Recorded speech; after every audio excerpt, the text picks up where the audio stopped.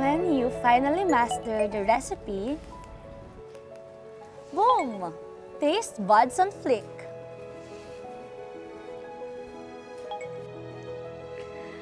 Hay, nakakapagod kayang mag-bake.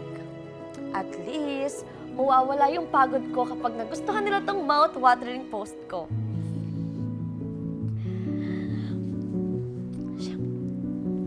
Yan.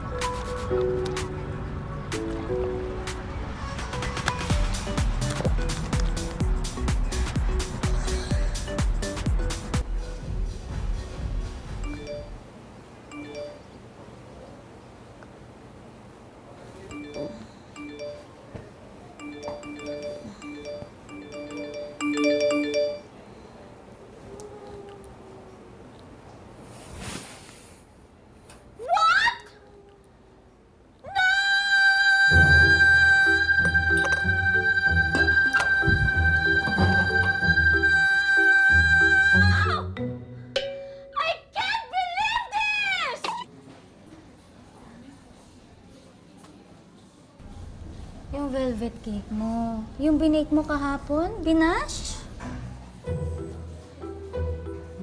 Oh, ano naman kung binash? Anong ano naman? Tignan mo nga si Alex, oh. Aba, syempre, ikaw man ang mabash. Di ba, Alex? Uy, Alex. Uy. Oo, nabash. Nilait, nilapastangan, hindi na-appreciate. May post got no love!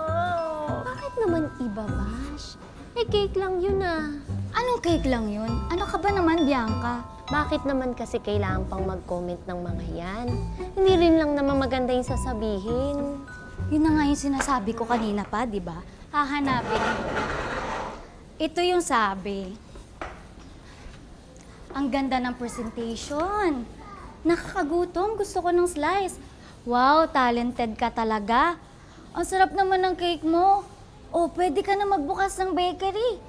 Magaganda naman yung mga comments, ah. Yan yung positive. Eh, yung mga nega. Ay, teka. Merong nega pala. Ay, ang pangit ng itsura. Mukha namang di masarap.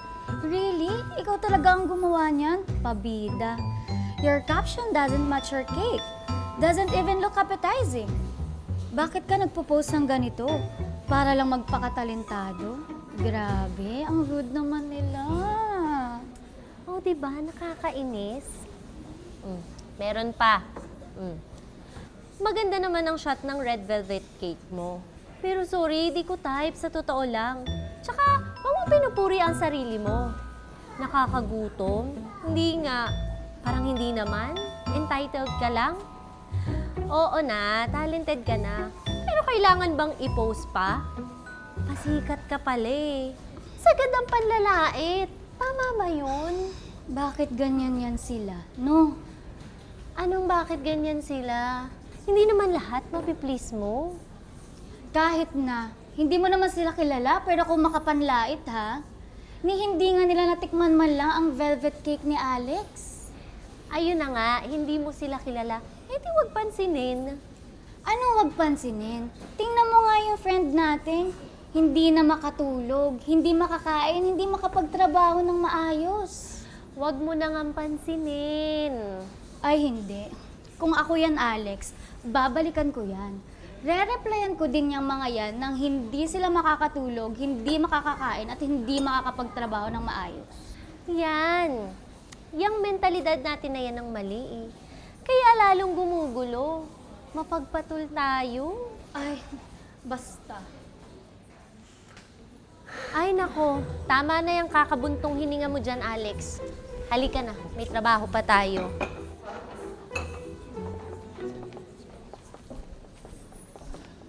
Bakit? Okay naman ako ah. Ano yung itsura mo na yan? Nabash!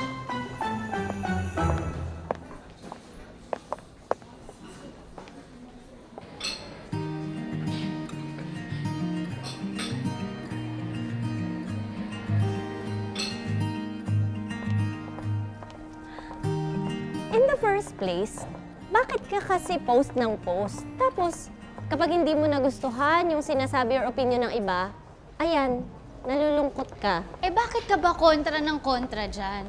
What's wrong with posting on social media, di ba? What's wrong, Janelle? What's wrong? Oh, ayan, bad mood. Alam mo, importante naman kasi yung sinasabi at opinion nila. Oh. Doon mo kasi mag-gauge kung okay sila sa mga ginagawa mo. Hindi mo nga kilala. So why worry about their opinions? Ay, basta! Ang sakit ng sinasabi nila, no? Like, I can't take it. Alam mo, Janelle, gatong ka eh. Dinadagdagan mo lang sa maloob ng kaibigan natin. If they don't want it, then fine. They will never get to taste the most delicious red velvet cake in the world. Ever!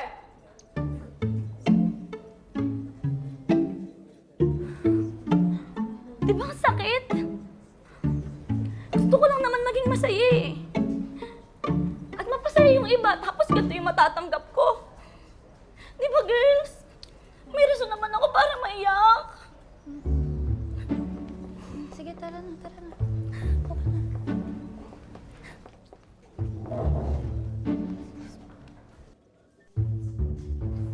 Well, maging masaya. Mapasaya ang iba. Importante ang sasabihin ng iba. Ang kanilang opinion, ang kanilang pagtanggap, connections, expectations, validations. I just want them to be happy, no? Alex! Are you okay now, Miss Alexandria Buenavista? Po? Okay ka na ba, Alex? Yes, ma'am. Okay po ako. Balita ko, hindi ka na ready sa report ng section nyo. Po? Dahil ba you're busy with your FB posts last night?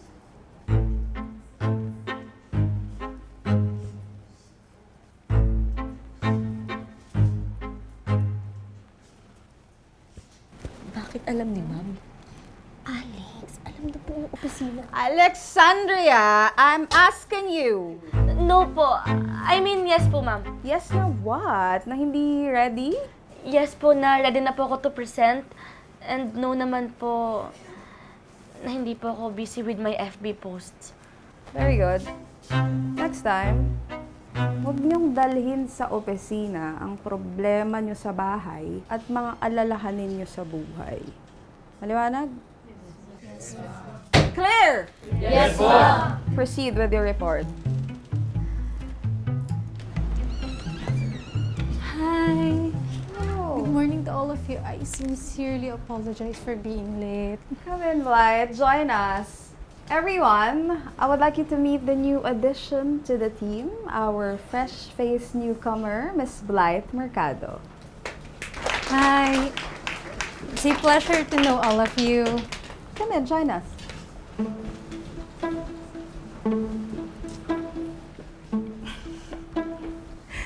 Thank you.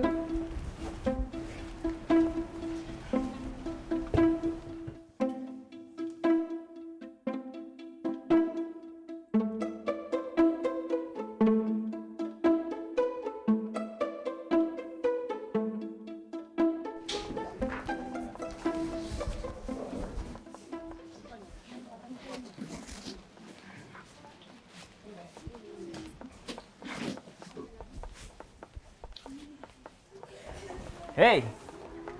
Your report was very well done. I think ma'am really liked it. Thank you, Andrew. In short, bawing-bawi ka na from her earlier sermon. I thought you were complimenting me. That was a compliment. Hindi ka na nagbago. Iba na lang yung inisin mo. Wala ko sa mood eh. Alam mo kasi, kung pinatikim mo muna sa akin yung binake mo na cake, edi sana hindi ka na bash. Please? Will you stop already? Kaya kitang ipagtanggol. Kung naging tayo, I would be very protective of you. I would have stood up for you. Hello? Stood up for what? Sa isang slice ng cake posted on FB? Why not? You know me. You know na ano? Presence ko pa lang. Makita lang ng tao na magkasama tayo, no one will ever dare to harm you. Tandaan mo yan. Yun ay kung naging tayo. Kung naging tayo. Ang kaso nga, hindi. Do you think a girl fall in love with you if, instead of giving her fresh flowers, you just send it virtual to Messenger Instagram every day? Every morning, huh? Okay, boomer. Eh di ba pagising mo sa umaga, cellphone agad ang kaharap mo? Okay, Andrew. Ikaw na yung sweet. Bakit kaya hindi na lang si Blight ang bigyan mo ng mga bulaklak mo? Total, lahat naman ng mga bago dito sa office ay tinitibok ng puso mo. You know what? Interesting. What do you think? Fresh or virtual flowers? Nako.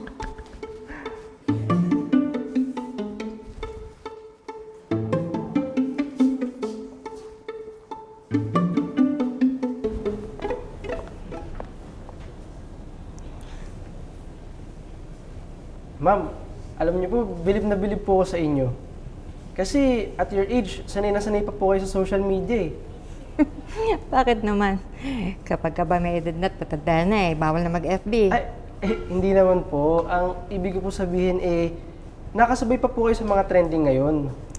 Ginagawa ko lang naman to para sa mga anak ko. Lahat kasi sila nasa abroad na. Ito lang naman ang paraan ko para makumusta ko sila at saka magkakwentuhan kami. Lalo na nung mga apo ko. Sige po, ma'am. Kaya nga may social media. Saan mo i-release yung nararamdaman mo? Dami ka kayang friends doon. What do you mean release, Janelle? Feelings? Emotions? Ako sa family ko. Sa parents ko. Sila yung kinakausap ko. But definitely not on Facebook. Not on social media. Anong masama sa posting on social media? Consulting your friends, engage in reactions online. Anong masama doon? And to validate our choices in life, araw-araw ganun na yung buhay natin. And you know, seeking opinions from others feel like we are more concerned about our appearances rather than genuine connections, di ba? Hala, si sister, ang daming sinabi. No? Nag-aaway ba kayo? Hindi. Ito naman. Ito kasi, oo. Ina-explain ko lang kasi dito kay Janelle kung ano yung napapansin ko sa'yo. Sa akin? I noticed this pattern kasi na kapag nag-post ka sa FB, instead na maging masaya ka, ayan, naiinis ka. Hindi, ako nga yung pinag-uusapan yung dalawa. Parang, ganun na nga. Oo, sige na, umuwi na kayo. Iwanan niyo na ako dito. Eh, ikaw. Mamaya pa ako, dito muna ako sa cafe, papalipas lang ako ng oras. Di ka naman ba namin sasamahan? Wag na, no? Sige na, tara na, Bianca. Parang di mo naman kilala tong friend natin. Mas gusto niyan mapag-isa, mag-Facebook, Instagram, scroll-scroll sa social media. Diba? Oo, sige na, umuwi na kayo. Go na. Pero teka, parang napapansin ko napapadalas yata yung pagtambay mo dito sa cafe Uy, resto. oo nga. Wala lang, papalipas lang ng oras. Tsaka alam nyo, masarap yung kape nila dito. Alex, this is not your brand. Not the coffee, actually, the vibes, the place. Ang gaan lang sa pakiramdam. Ay, bakit? Ang tagal na ng cafe resto na to. Ngayon mo lang na-feel yung vibes na yan? Well, I think lumang bago. Unique. Yun na nga, Bianca. Mm. It's a new place for me. Ay, taray. Sige na. Alis na kayo, no? Sure Ingat ka na? Oo, Sure na? message ko Wala na na lang kayo. bawian na. Okay, Sure na. bye-bye. Ayaw mo kami Ingat, i-treat? hindi. Oo, bye. Cafe rest? Oo. Hindi yun.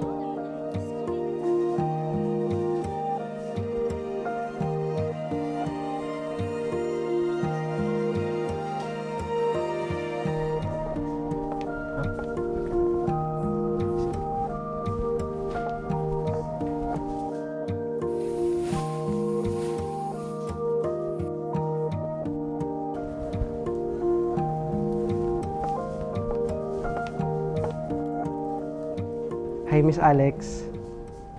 Ay, sorry po kuya. Wala pa po akong in-order. Ay, hindi po. Pinabibigay po ni Mrs. Amador. Ayun po yung nasa counter po. Sa inyo daw po to. Sige po. Ay, thank you. Teka, ano po ang pangalan mo? Ay, I'm Dale. Thank you, Dale. Sabi na lang kay Miss Amador. Sige po.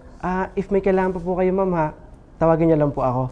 Hoy, ano ka ba? Huwag mo na nga akong pinupo. Sige, Alex.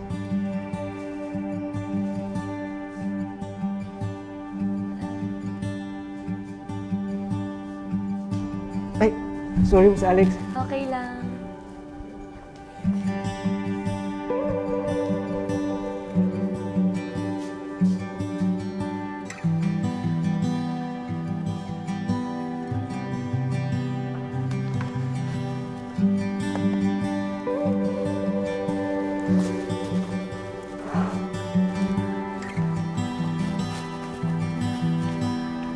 Ay, excuse me po.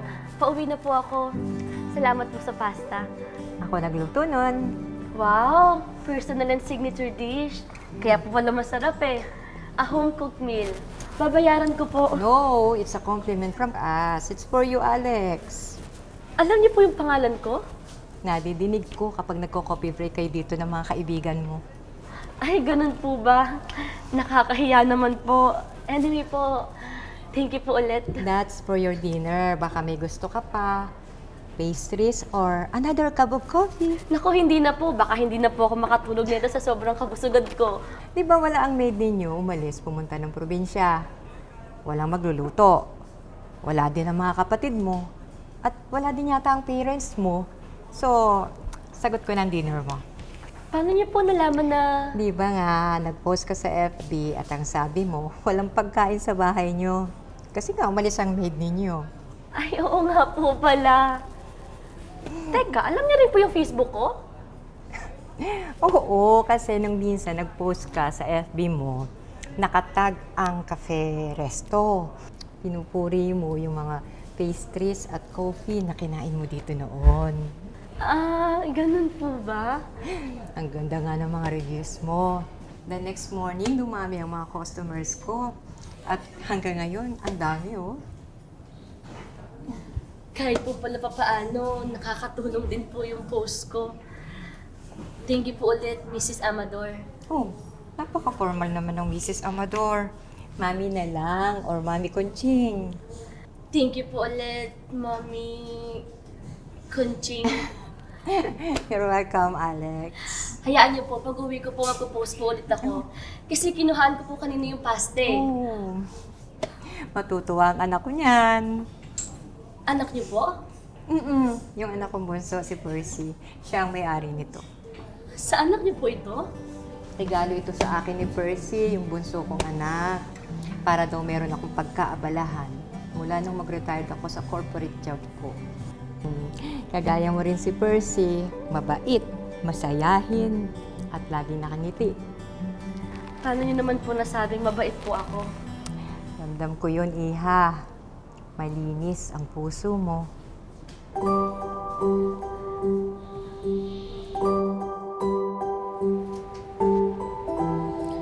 Ano kayang magandang i-caption?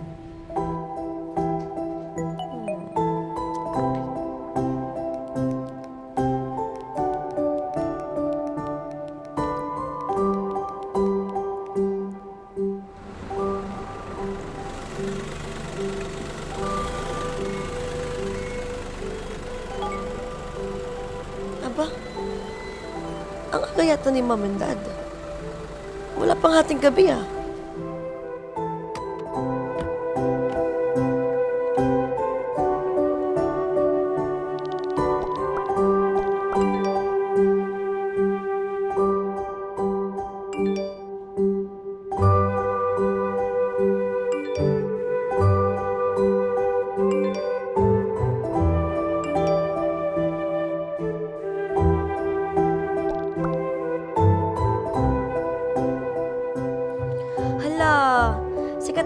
Mami Conching sa mga customers niya eh.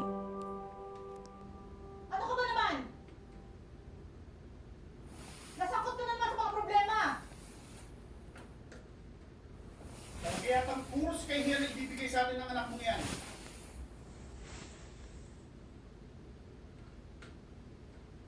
Kakakampiyansa lang namin sa'yo 2 months ago! Hindi po ako kasama ron. Dinamay lang po ako. Sino? Ng mga barkada mong scammer sa internet? Wala po akong ginagawang masama.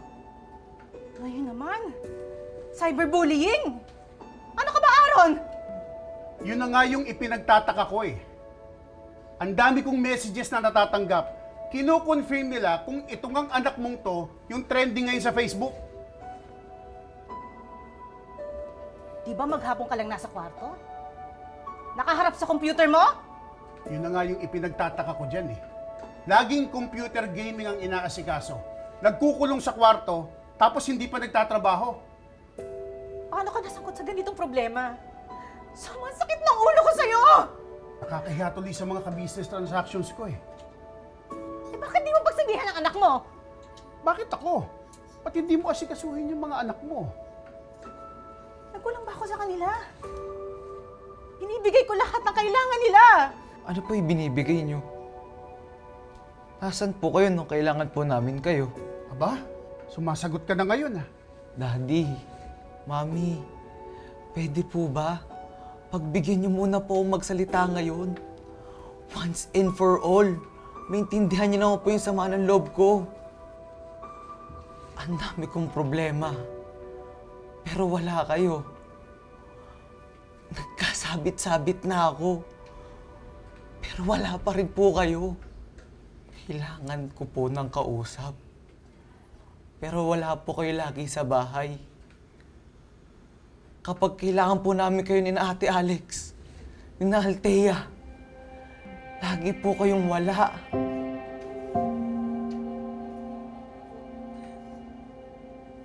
Bakit may sakit pa rin ang alaga ko? Bakit ba di ka gumagaling? Wala pa naman sina Mami at Daddy mo. Nasaan sila, Mami? Nasaan si Daddy? Bakit lagi nila akong iniiwan? Bakit lagi akong nag-iisa? Alex! Ba't dumudugo yung ilong mo? Okay ka lang ba? Anong nararamdaman? Tulong! Masakit mo yung ulo mo yung tiyan mo. Tulong! Tulungan niyo kami! Yung alaga ko! Wala po kayo lagi. Nasaan po kayo kapag kailangan po namin kayo? Hindi ako nagkukulang sa inyong magkakapatid. Lahat ng pangangailangan nyo, binibigay ko. Kaya nga kami nagtatrabaho ng mami nyo, di ba? Nagsisikap kaming mga magulang nyo para may pera kayong panggasto sa mga pangangailangan ninyo. Ano ba kasing pinagsisintimiento mo? Ikaw itong puro kalokohan ang ginagawa. Aaron, gawin mo namang normal ang buhay mo, tapos umayos ka.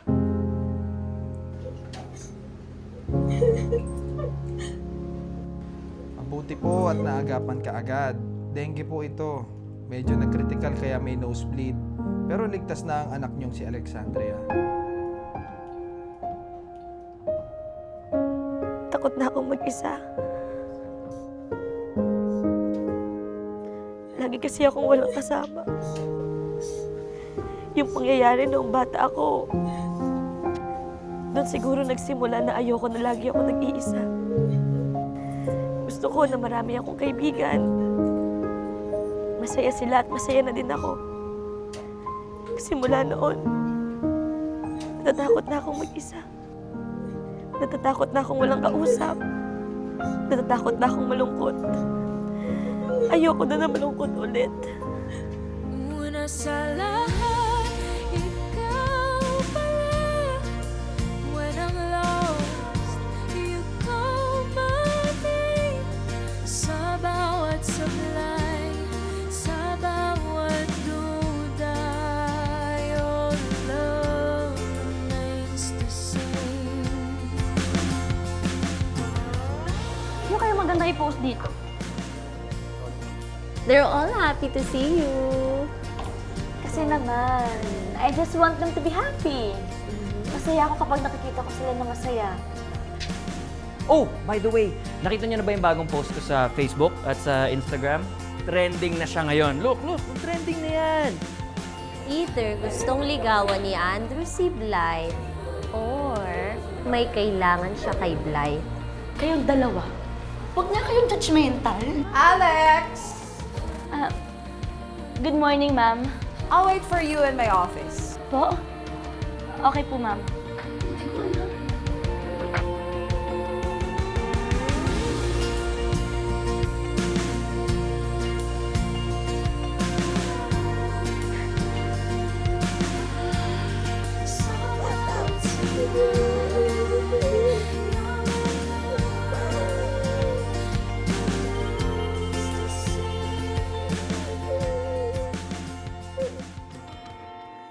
Tahimik ang gabi, ilaw lang ng phone, mga tanong na di makatulog.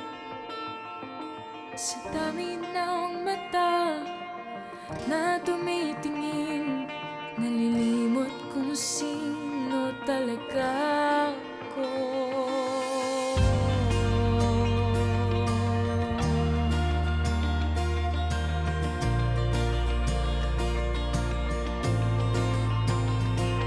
Pinipili ang damdamin sa comments at likes. Nahanap ang tama sa mundo ng swipe. Pero sa gitna ng ingay at takot, may tinig kang dahan-dahang yumayakap.